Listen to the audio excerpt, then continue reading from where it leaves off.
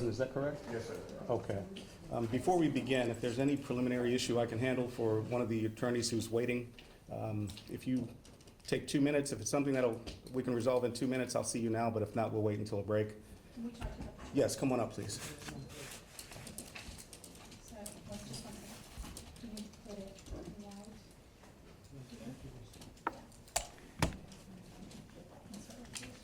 Thank you for that, Mr. President. And then you're gonna do it. And then put it on,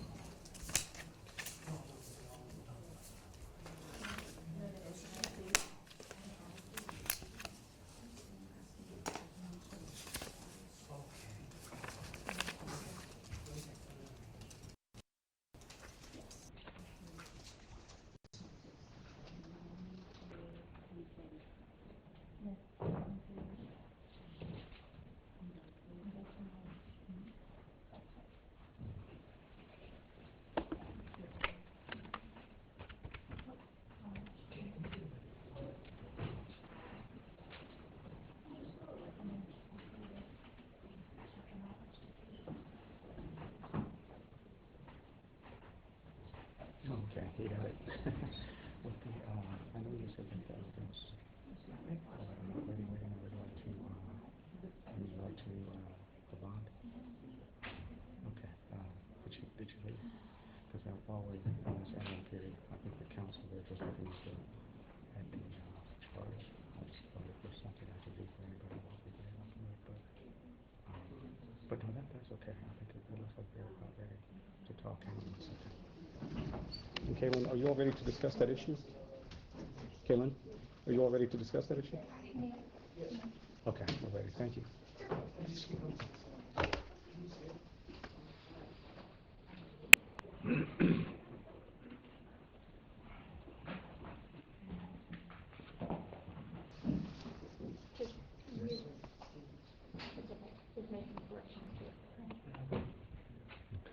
Okay. To the charge, to the final charge?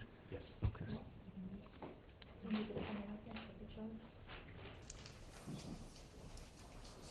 Well, is this, I guess, in theory, We can just, you can just ask them if he agrees with their own charge. yeah, I would.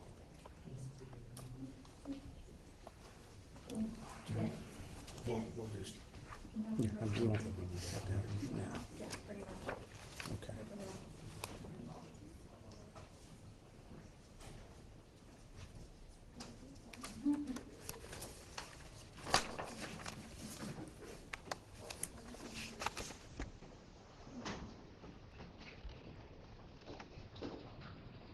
Was there an addition to the charge or subtraction that you wanted to consider? I think we're, have we agreed to this?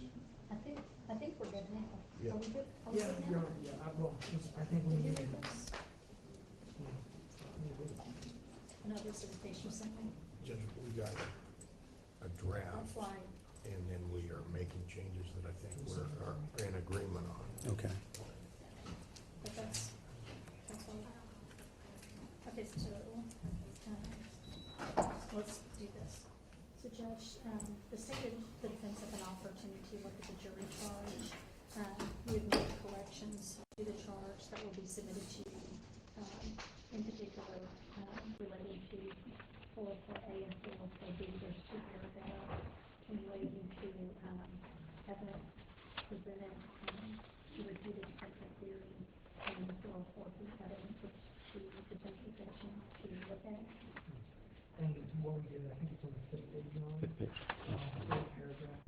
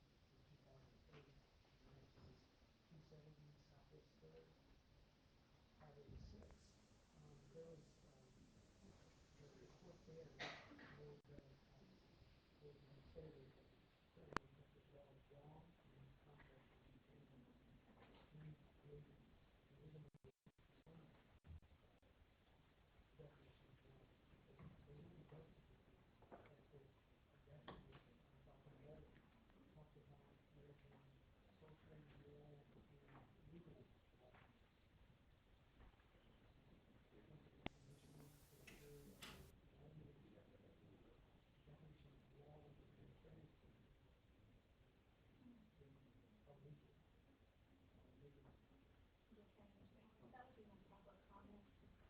The case probably is not his case, the statute does, and there is no definition of wrong, subject to interpretation.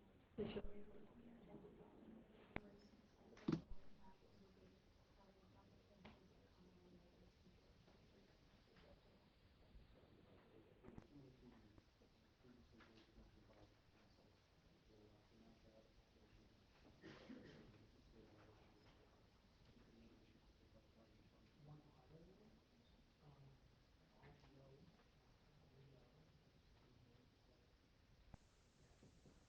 as direction from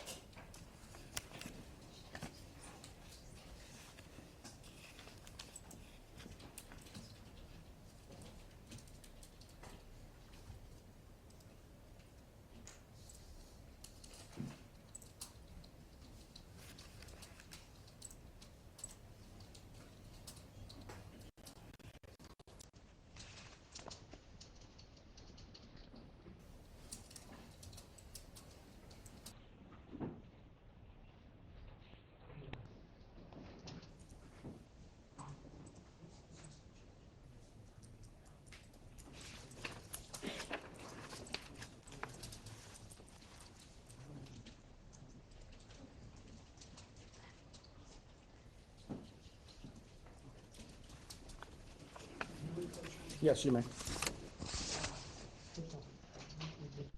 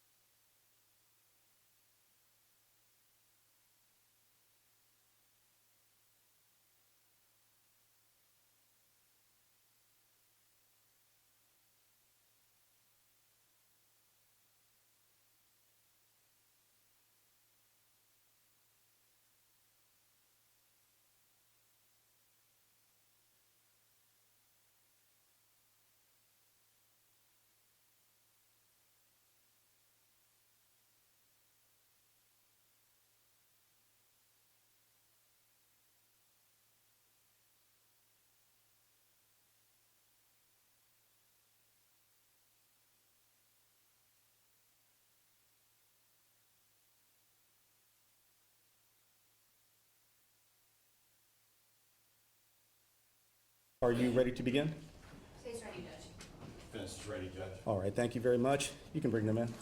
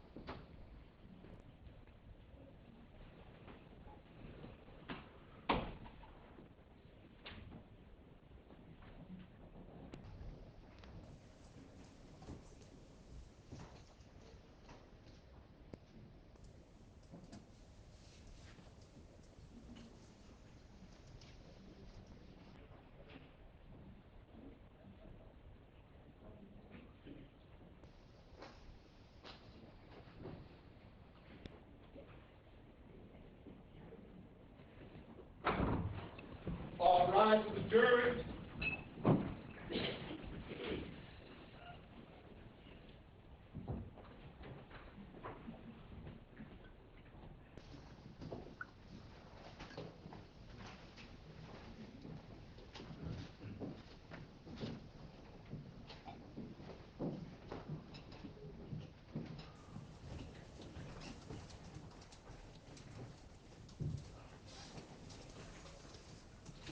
You may be seated. And let me remind anyone present, if you would make sure again that your phones are on vibrate or silent so that it doesn't cause any disruptions during closing. We're back on the record in cause number 143-4395, styled in the name of the state of Texas versus Ronald Lee Haskell. Let the record reflect that the representatives of the state, of the defense, the defendant, and the jury are all present in the courtroom. As mentioned to you yesterday at the end of the day, we have concluded the introduction of evidence and both sides have rested and closed. Does either side, the state or defense, have any objection to the witnesses being released from the rule? The state does not, Judge. Thank you. The defense does not. Thank you very much. Then the witnesses are hereby then released from the rule. And for the jury, ladies and gentlemen, all of the evidence, as I mentioned, has been placed before you. However, you have not been given the law and the court's charge and heard closing arguments of counsel. I am aware that both sides have had an opportunity to review the charge. Let me ask one more time if either one has an objection to the charge. The state has no objections to the charge, Judge. Judge, nothing other than what has already been presented at the bench. Okay, thank you very much. All right, at this time, ladies and gentlemen, I will read you the charge of the court containing the law applicable to this case. In continuing to discharge your responsibilities as jurors, you will continue to observe all the instructions that have previously been given to you.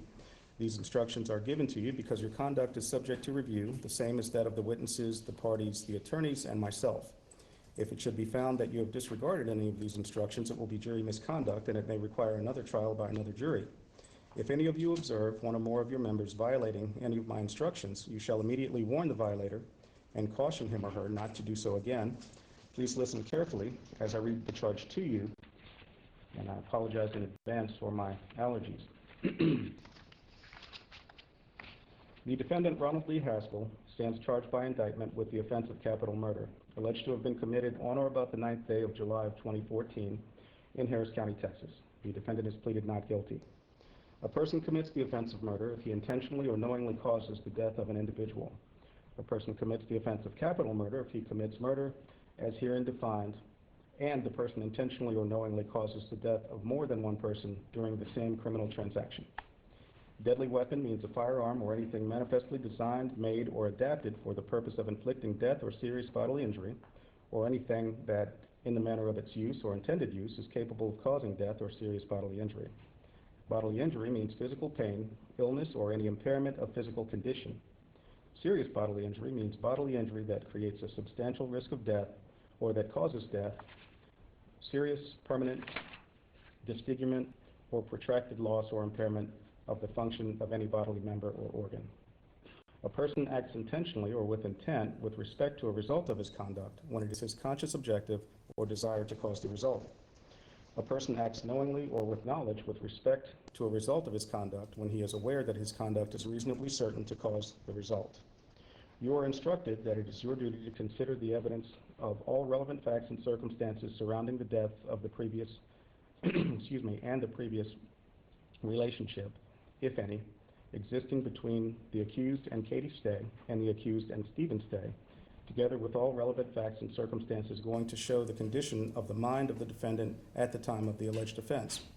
Now, if you find from the evidence beyond a reasonable doubt that on or about the 9th of July of 2014 in Harris County, Texas, the defendant, Ronald Lee Haskell, did then and there unlawfully, during the same criminal transaction, intentionally or knowingly cause the death of Katie Stay by shooting Katie Stay with a deadly weapon, a firearm, or and intentionally or knowingly cause the death of Stephen Stay by shooting Stephen Stay with a deadly weapon, namely a firearm, then you will find the defendant guilty of capital murder as charged in the indictment.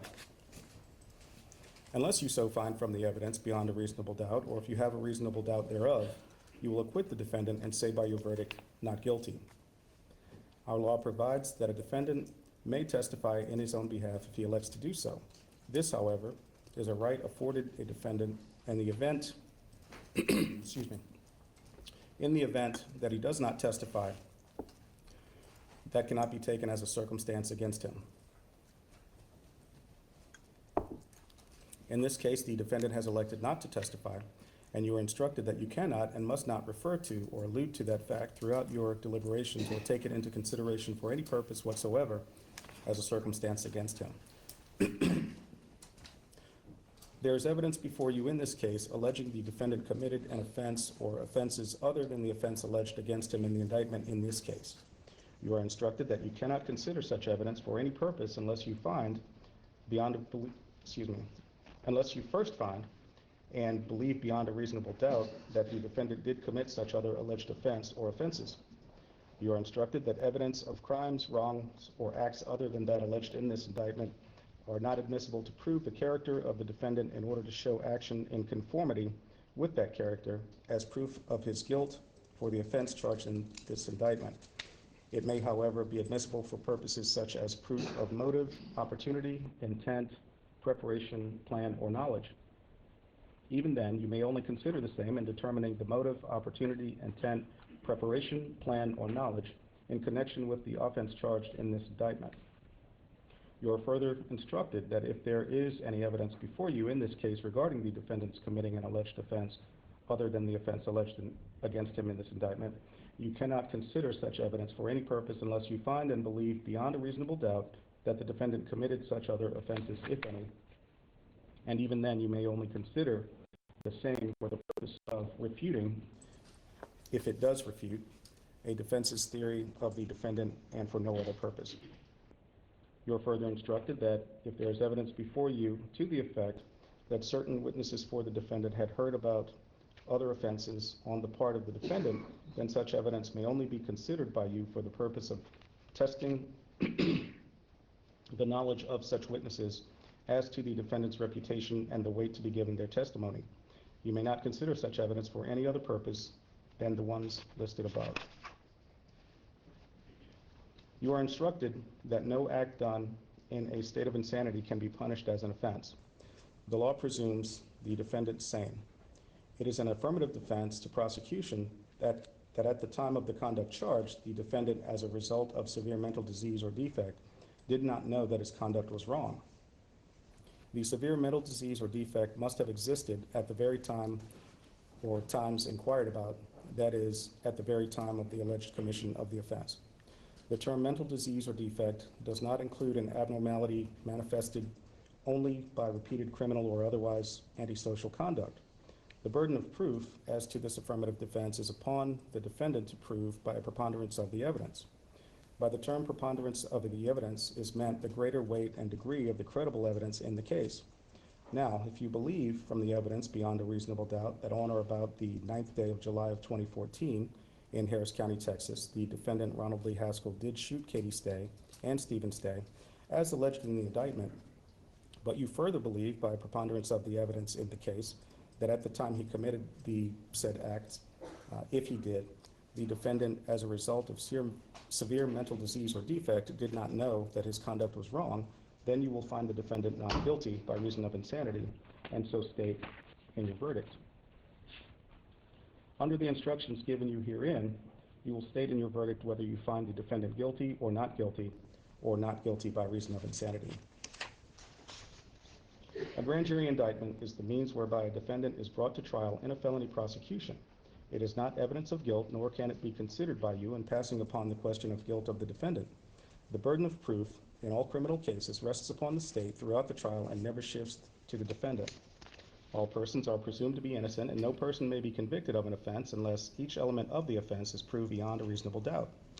The fact that he has been arrested, confined, or indicted for, or otherwise charged with the offense gives rise to no inference of guilt at his trial. The law does not require a defendant to prove his innocence or produce any evidence at all. The presumption of innocence alone is sufficient to acquit the defendant unless the jurors are satisfied beyond a reasonable doubt of the defendant's guilt after careful and impartial consideration of all the evidence in the case.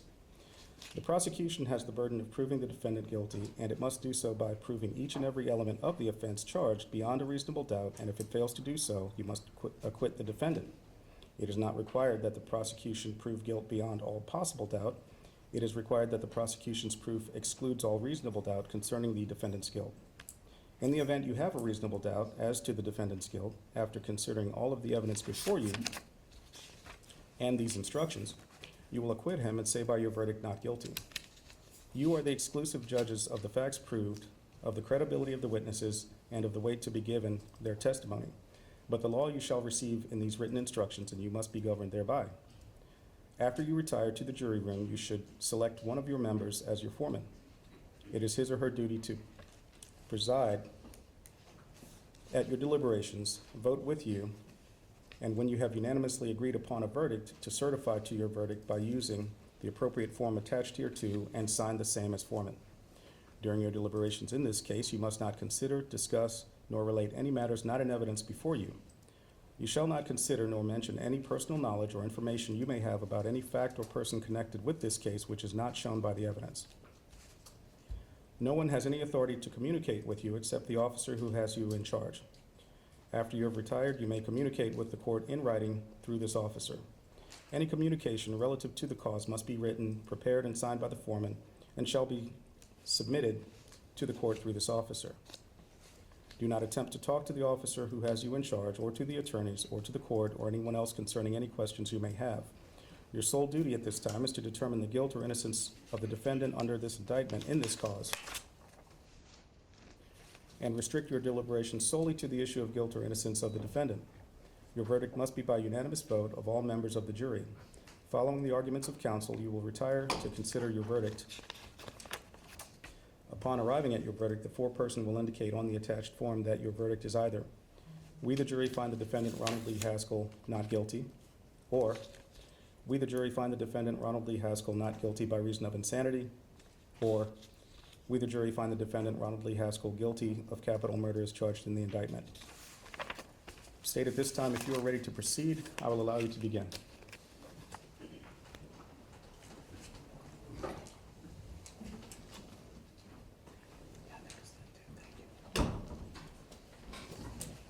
If you leave me, I will find you.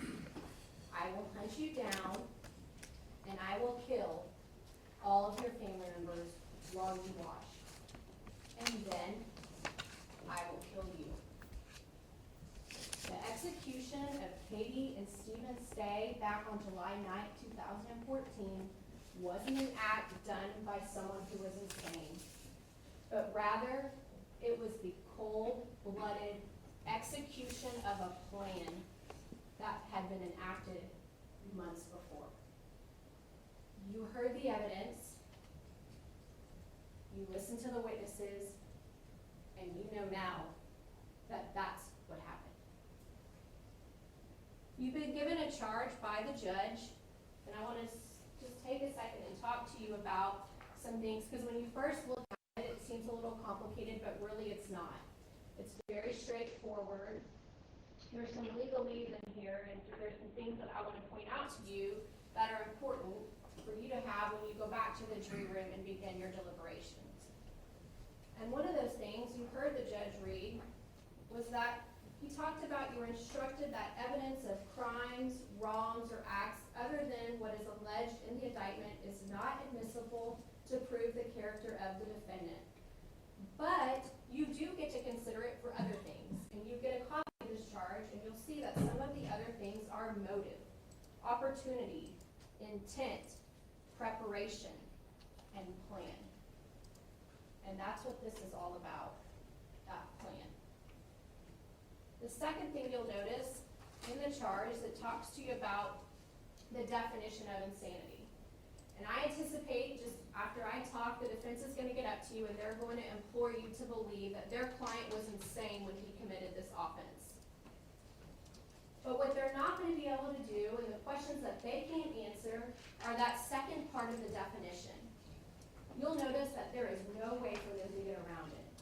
Because the fact of the matter is this defendant knew what he did was wrong back on July 9th.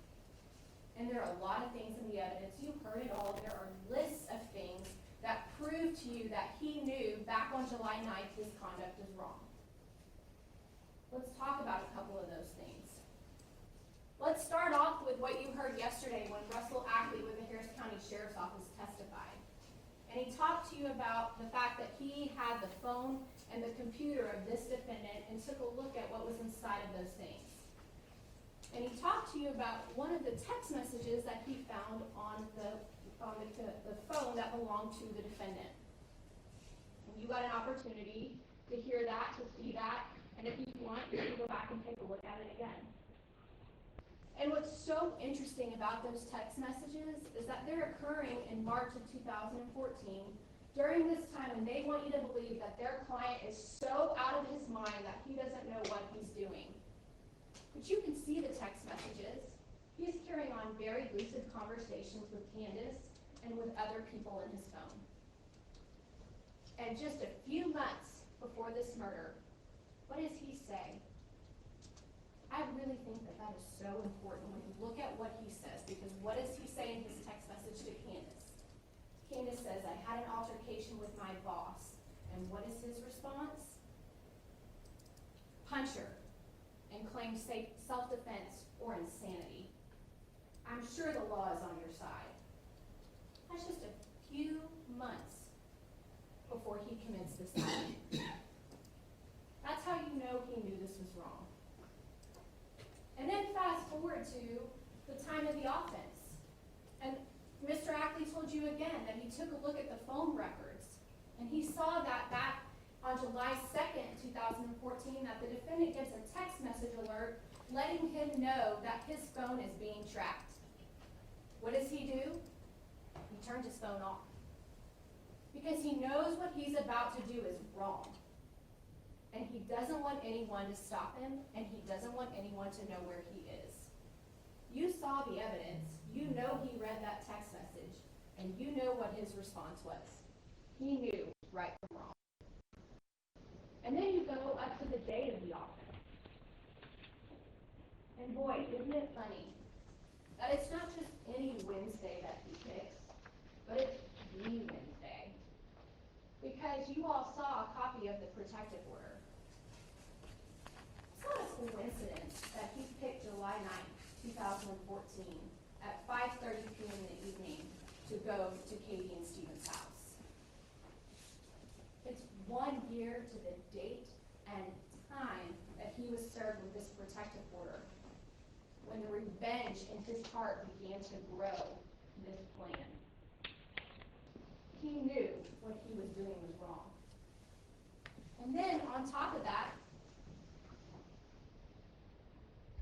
he wears a disguise. You saw video after video of him making his trip from California to Utah to Texas. And there's videos of him at Cabela's, at the bank, at Walmart, wearing different items of clothing. But on July 9th, he changes his clothes. And he doesn't just put anything on, but he puts on this FedEx shirt, this disguise. If he didn't know what he was doing was wrong, then why did he have to put a disguise on that day? He put a disguise on that day because he needed to get into that house. He needed to finish up his plan.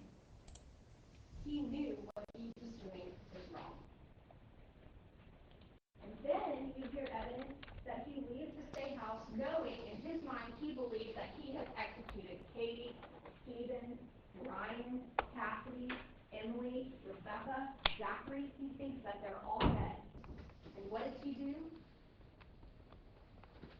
What is most truly pieces of evidence of all? He reloads this gun. Because he has a plan and he hasn't finished executing it yet. So he reloads this gun and he heads to the next house. And again, it's not a random house. It's not just anyone. But he's headed over to Roger and Kelly Lyons' house because he knows that's where Melanie and Ari are located. And he's looking for them.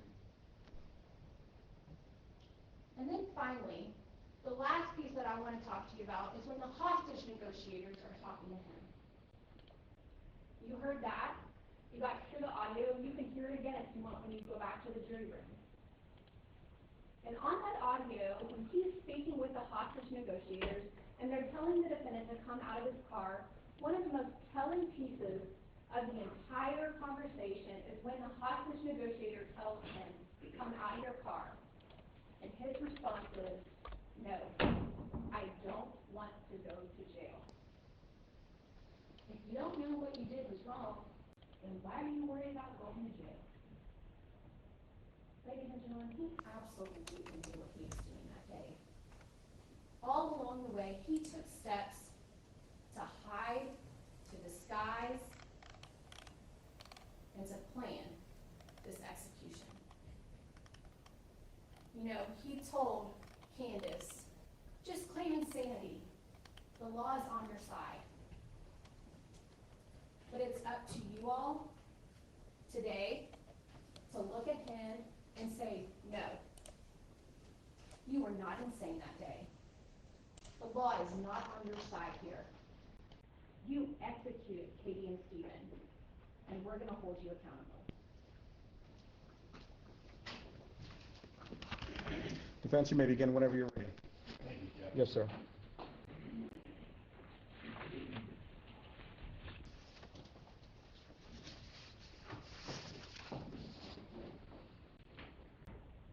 I know it's been a long trial, and thank you for your patience and attention. When we did opening statements 5 weeks ago, I told you this was not a rational plan, it was a psychotic plan. And I want to visit with you about Dr. Raffles' testimony, and Dr. Proctor's testimony, and Dr. Muller's testimony. Because that's the key to this case. There is no reasonable doubt on July 9th, 2014, Ronald Haskell committed a terrible crime and killed Katie and Stephen Stay in that Ford-Deer shooting. The issue is why? Did he have a severe mental illness? And as a result of that severe mental illness, did he know what he was doing was wrong? And I would submit to you that the credible evidence is that he did have a severe mental illness, and that he didn't know what he was doing was wrong. And I'm going to try to unravel and peel the onions back from the expert's testimony. But I want to say something right up front. There are 3 verdicts in this case. Not guilty. There's no no reasonable doubt that Ronald Haskell engaged in the conduct that caused the death of Stephen Case Day. A not guilty verdict means he is acquitted and he walks out the door. Nobody believes there's a reasonable doubt as to that. Not guilty by reason of insanity is a different verdict. And you know during jury selection, Judge Vasquez told you, we can't talk to you about what that means. That's the law. So, can't say anything else. And it's different than not guilty. Now, Dr. Raffles' testimony is nuanced. And Dr. Proctor, I will submit, and Dr. Muller's testimony is simplistic in terms of their conclusions. And I'm going to try to, in the next few minutes, explain to you why I think that is the credible evidence. Remember when Dr. Muller was talking about delusions? And again, this is the DSM-5. This is the Diagnostic and Statistical Manual that they rely on. And it says key features that define this psychotic disorders. Delusions are fixed beliefs that are not amenable to change in light of conflicting evidence. And then it goes on to say delusions are deemed bizarre if they are clearly implausible and not understandable to the same culture peers and do not derive from ordinary life experiences. Well, is there any question that Ronald Haskell had a bizarre delusion?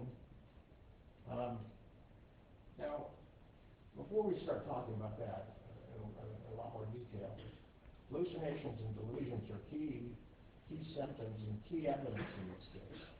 But I wanted to fast forward and then, Dr. Raffles' opinion and his diagnosis as to the severe mental illness that Ron Haskell was suffering from on July 9, 2014 was bipolar disorder 1. And you heard a lot of testimony about the symptoms of that. He then, in January 7th and 8th of 2019, when he interviewed Ronald Haskell, his diagnosis changed, and he said he was, at that time, suffering from schizoaffective disorder.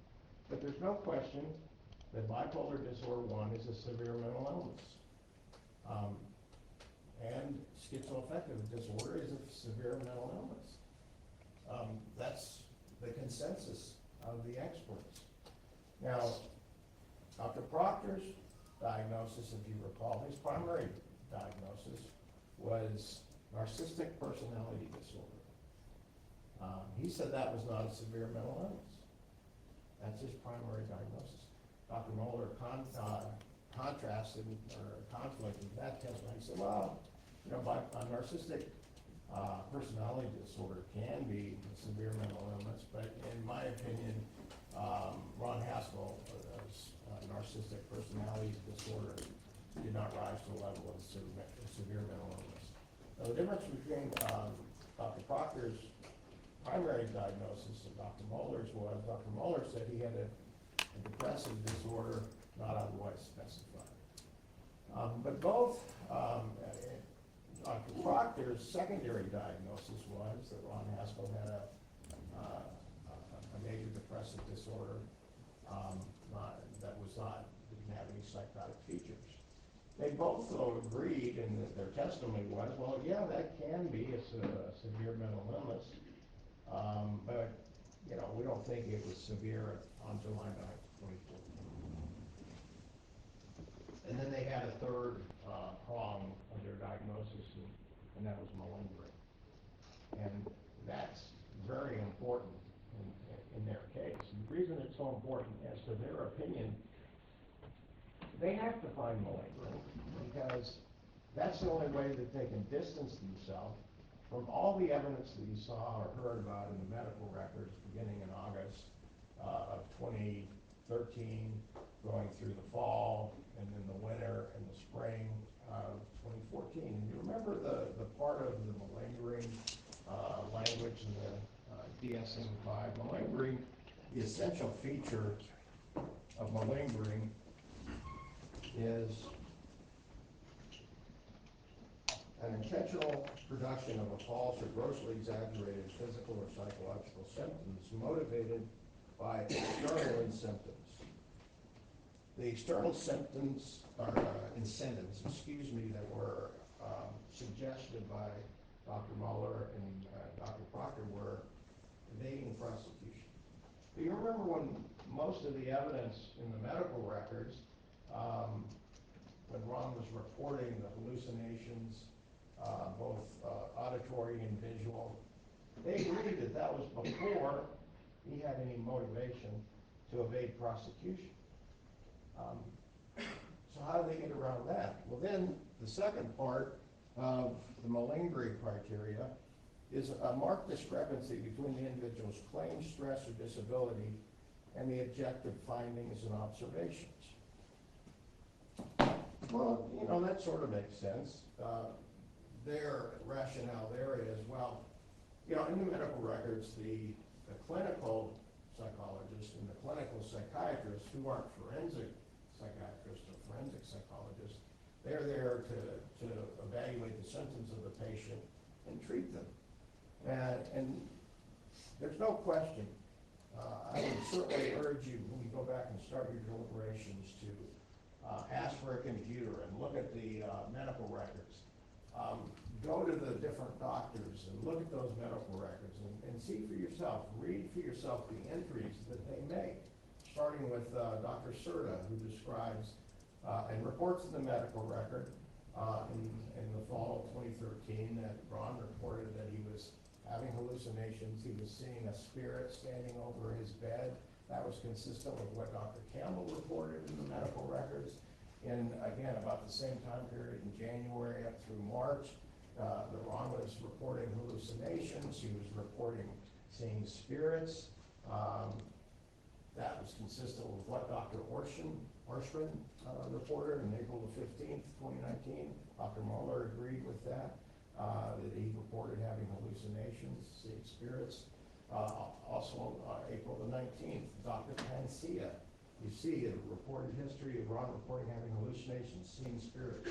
That is evidence, in this case, evidence of psychotic symptoms, which Dr. Muller and Dr. Proctor have to run away from.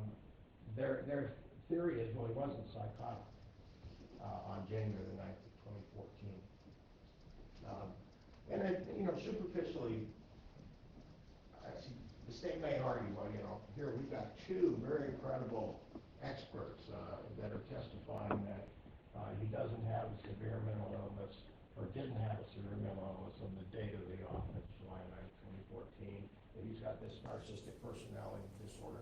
Well, let me just suggest to you that you can find that Ron Haskell has a narcissistic personality disorder. You can find that he has some of those traits. And remember that, what is the criteria of that personality disorder? You heard the testimony in terms of grandiose beliefs, exaggerating successes. You can believe that. You can believe that he has those personality traits. But I think it was telling when, I asked Dr. Proctor, well, you're saying he has all these grandiose beliefs, but what about, didn't he report that he was a beast? Didn't he report that he had low self-esteem? That was consistent with the family. So there are a lot of characteristics that were inconsistent with that grandiose trait. Empathy is another example. Lack of empathy is one of the criteria. Dr. Proctor did not focus in on the facts. Remember that when the social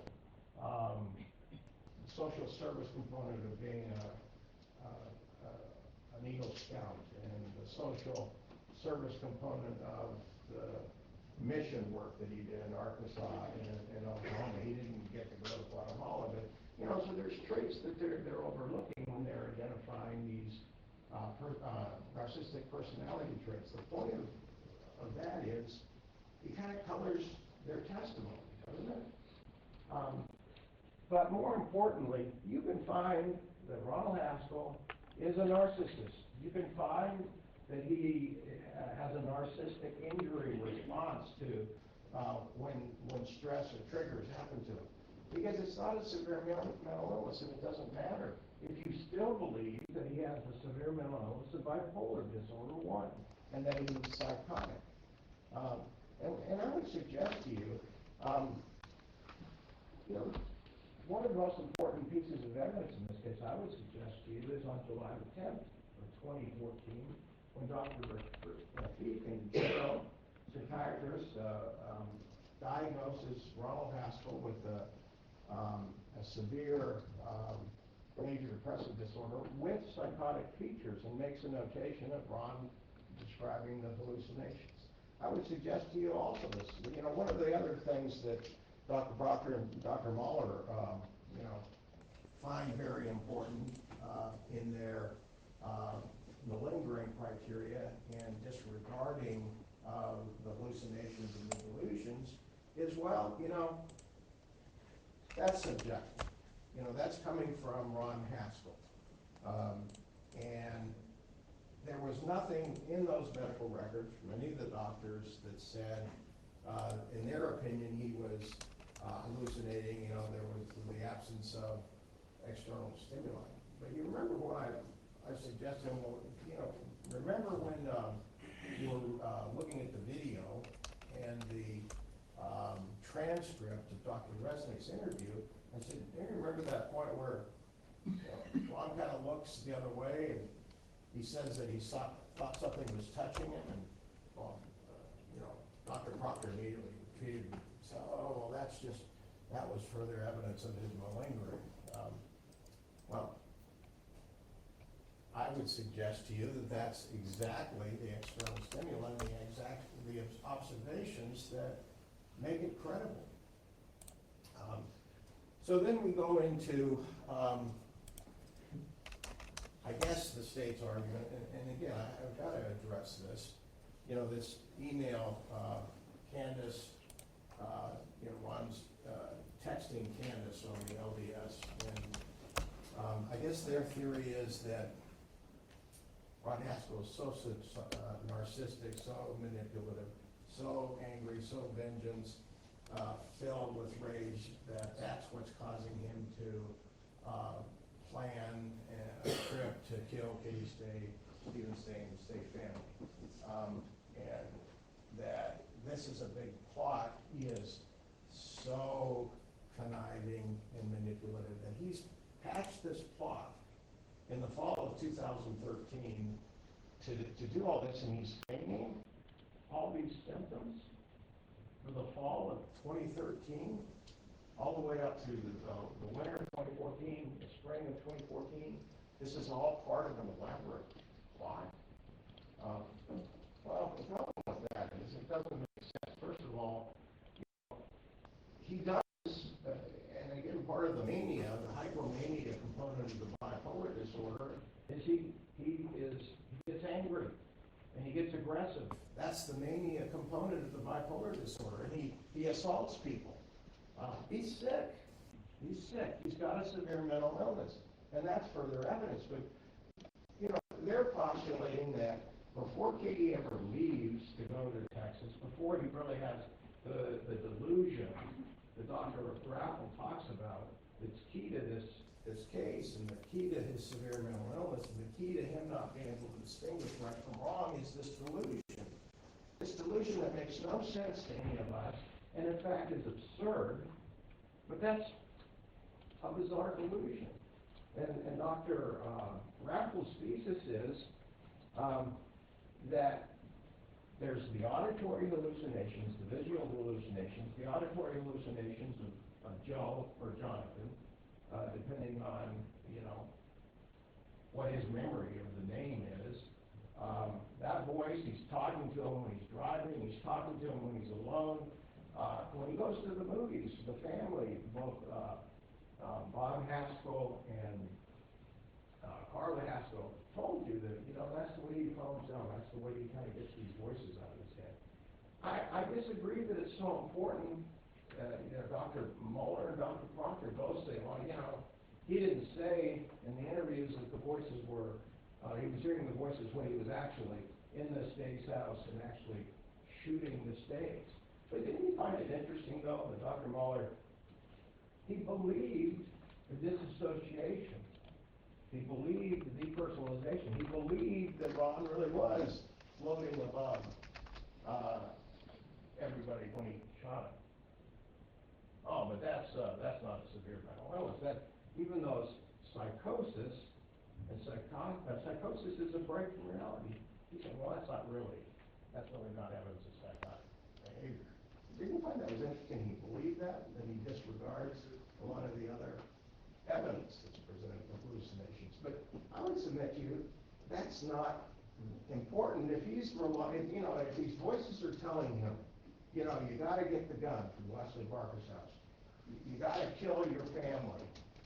You gotta kill anybody that's gonna harm you. And his bizarre delusion is, if he does that, if he kills Katie Stay, Melanie's gonna come back to him. Yes, well, my God, of course that's ridiculous. It's absurd. It's a bizarre delusion. But what does Dr. Ratliff say in his report? Delusions of wrongdoing and auditory hallucinations influencing his beliefs and behaviors became a psychotic, irrational, fixed belief that he had to kill his sister-in-law. The wrongfulness of the act was drowned out by the had to, a fixed belief, a delusion, which was obsessive. It had an obsessive component. And the origin of the had to was the delusion.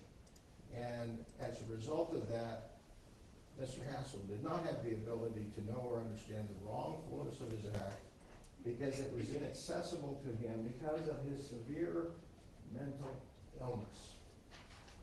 What is Dr. Mueller, Dr. Proctor, and Dr. Ratliff, what do they all say? It's a biological brain disease. We don't really understand it. We don't know the causes. There's theories. There's a dopamine theory. There's a genetic theory. There's a theory of in vitro virus that causes it. But it's real. It's real to the people that are suffering from the symptoms. And there's transcripts where Ron is saying, I've heard these voices. He was telling his brother about the shadow figures. The shadow figures were going on almost his whole life. And, the other thing that just occurs to me about the state's theory of, this is a big plot. A big plot. He's so conniving, so manipulative, so filled with anger and rage that he's killing these people because he's a narcissistic, he's got a narcissistic personality and he's antisocial and he's a monster. In effect, well, remember the first diagnosis of his depression was in 2007. Remember Dr. Firth diagnoses that back in 2007. So, at this point they're still married and, it just doesn't make sense. Their theory unravels. And I would suggest to you that the text of Candace is actually supportive of the fact that he wasn't malingering, because think about it for a second. If Ron Haskell is so conniving, so manipulative, so, this is part of his plan, is he so stupid and so cognitively impaired that he's going to send an email 3 or 4 months before to some girl on the website and say, well, yeah, why don't you, assert the insanity defense after you assault her, or self-defense, the law is on your side. And then he said, well, I'm on your side. And then you saw the other part of the text where he's trying to, reach out to somebody. He's trying to console her. He knows what it's like. He's been fired from the Shriver's job. Probably has some narcissistic personality traits. He was fired from the Underwood place where they made furniture. You can find he's a narcissistic personality disorder person, but that doesn't mean he doesn't also have a severe mental illness and that he was insane at the time of the offense. I'm going to sit down and let Neil talk to y'all. But here's what I want to leave you with. It's going to be very, very difficult all the evidence, the evidence that I believe is credible. Because, and by the way, I want to remind you, there are three other doctors. Dr. Raffle says he has bipolar disorder. There was the doctors at the jail, Dr. Hansen, or I'm speaking to Dr. Campbell said he had a bipolar disorder, and in the winter of 2014, Dr. LaBorde in the jail said he had bipolar disorder April 17th of 2015. Dr. Hansen said he had a bipolar disorder April the 26th of 2016. Dr. Raffle says that's the diagnosis that he found on January 9th, 2014. Dr. Rafiq on January the 10th, 2014 said he was major depression with psychotic features on the day after the offense. So don't be deceived when the state argues, well, we've got two doctors that say he wasn't severely ill on January 9th, 14, and they only have one. That's not true.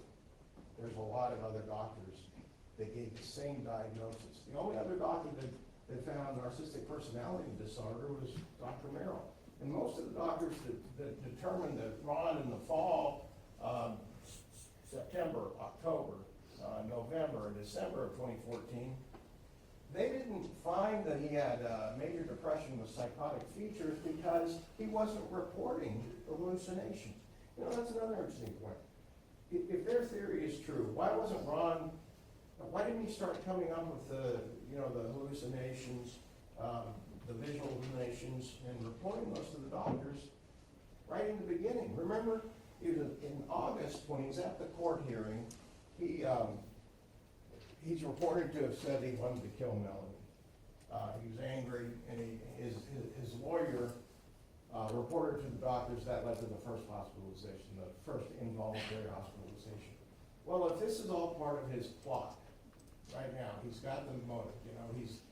Let's assume that the state's right, that he has narcissistic personality disorder, he's angry, he's vengeful, and he's beginning this plot, and he's going to start malingering.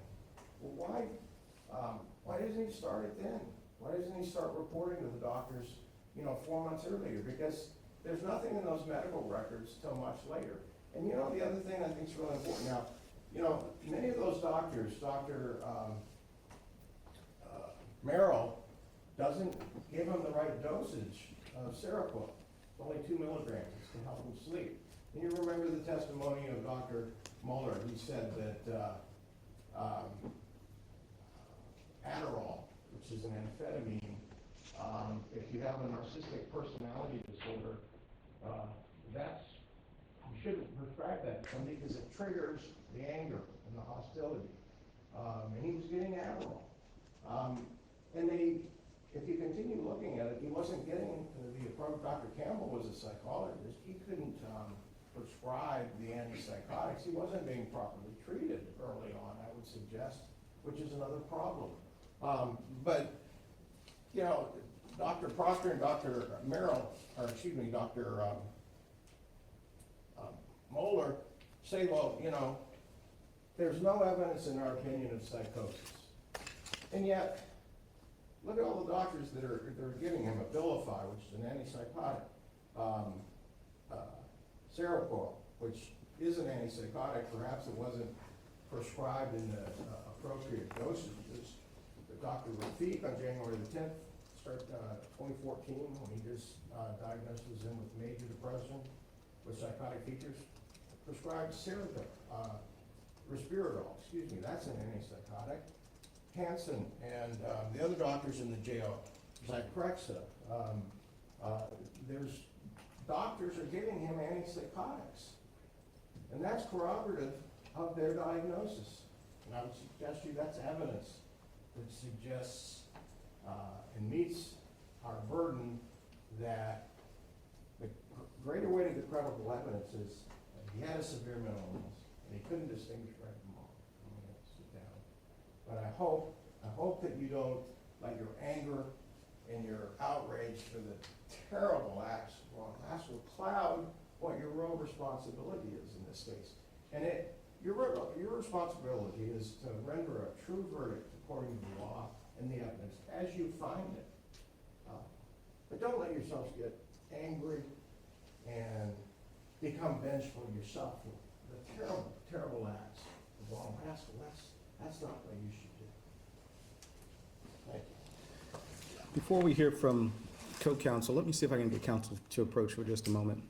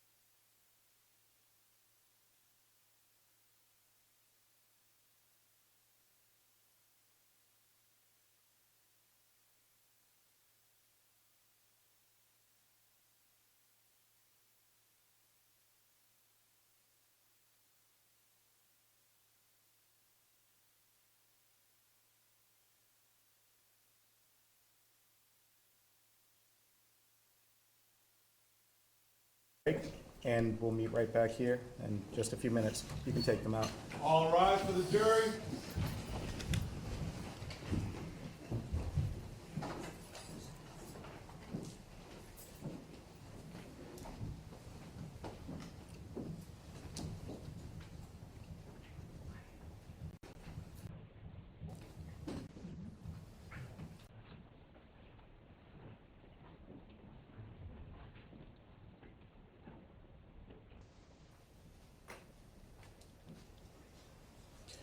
You may be seated, and the court will stand in recess for 10 minutes. Lindsay, step up here real quick.